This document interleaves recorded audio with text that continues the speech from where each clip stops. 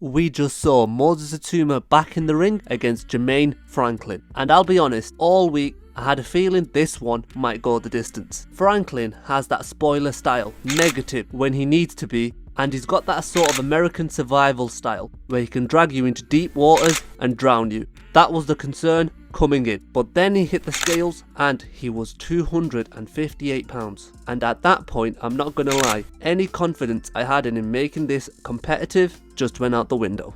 Now, one thing this fight week really showed was the maturity of Itauma.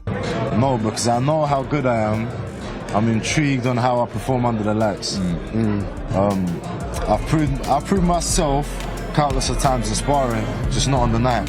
So training when no one's there and training under bright lights or fighting under bright lights is two different things. So it's more about coping with the expectations, the pressure, the cameras, because I know what I'm capable of. In order to know what a sunny day is, you need to know what a rainy day is.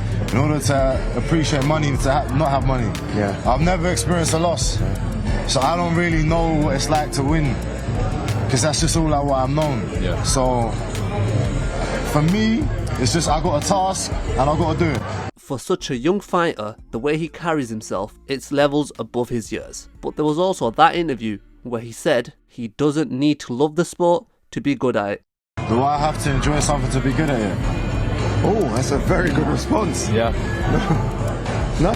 And I can't lie, that is a bit of a red flag. Because when things get tough, as they always do at the top level, you've got to wonder, does he dig in or does he look for a way out? Still, the maturity overall is a massive positive. Anyway, from round one, he came out hunting for a stoppage. Itauma's speed is just ridiculous. I'm being serious, I've never seen a heavyweight move like that. The biomechanics, the hand speed, the way he puts the punches together, it's not normal for this division. He has middleweight skills with heavyweight power. Maybe a bit too eager at times, leaving openings. But Franklin couldn't capitalise. He was just too quick. Itauma would dart in with fast punches and Franklin would try to retaliate. But Moses was out of range. Right at the end of round one, Franklin got hurt, but managed to survive as the bell went. Round two, same story. Itauma pressing, looking to get him out of there. At that point, I did start thinking, if this goes late, can you keep that same pace up? Then, round three, Itauma dropped him with a beautiful combination.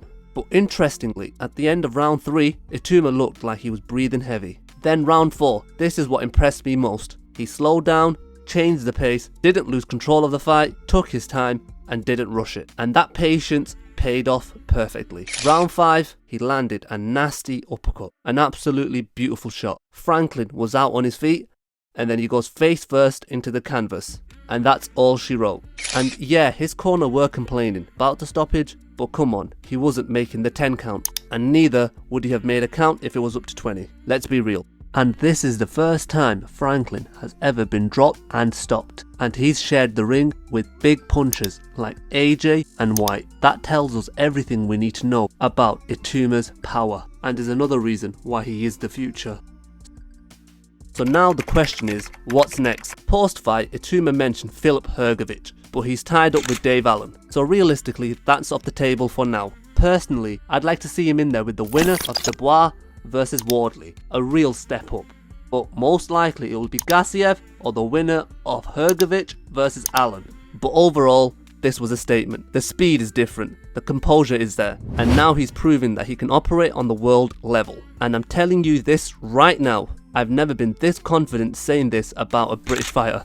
He could dominate this division for the next decade. The only thing stopping him might be himself. I think it's too early to put him in the ring with Usyk, but everyone else in that division is food for Itauma. And I'm not glazing when I say this, and this statement is often given out willy-nilly, but he's a generational talent. But anyways, let me know what you guys think. How impressed were you with Moses Itauma? And who do you want to see him fight next? This is Punch Fiction, signing off.